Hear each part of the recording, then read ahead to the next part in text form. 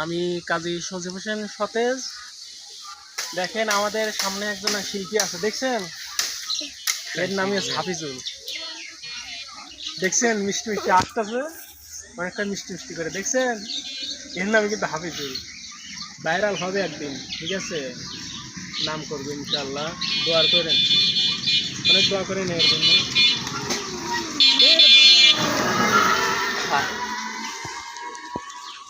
একটা সুর শুনেন, হইক একটা সুর শোনা দেন দর্শকের মাঝে, একটা সুর হয়ে যাক। যাবা কেন হয়ে যাবা সবাই রে। যদি শুনি আমি না কষ্টে আছো তুমি,